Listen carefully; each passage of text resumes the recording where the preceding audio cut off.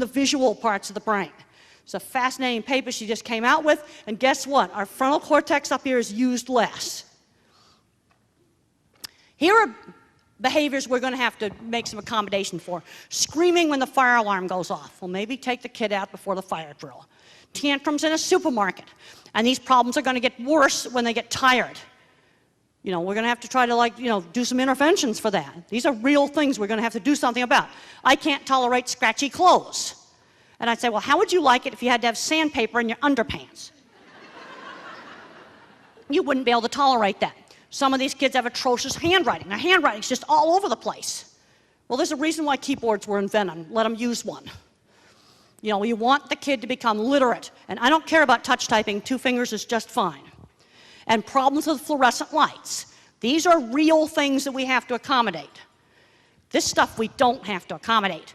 And this is where being a child of the 50s, I think, really helped. Because I'm seeing Asperger kids today getting fired from jobs that the 40 and 50 and 60-year-old undiagnosed Aspergers have kept their jobs. I went into a technology company that had 26 people working in it. Half of them were Aspergers, all undiagnosed. They were probably in their 30s and 40s. But they were taught things like not being totally rude. And you get into the whole thing about having friends. High school was the worst part of my life. I was teased and teased and teased. But I did have some friends. You know, I only had a few friends, but I did have some friends. And I had those friends through shared interests. Kids liked to build things with me because they liked to do projects with me. And I had learned not to be rude to other kids. And I have to say I was shocked last night in that movie last night, not the one last night, the one at 4 o'clock, that kid said, "Shut up" to his dad. Well, a 6th grade, that's a swear word in our household. And I wouldn't have been, my little butt would have been, that's what would have happened. And I think, this, loosening up on teaching manners is really hurting these mild Asperger kids, really hurting them.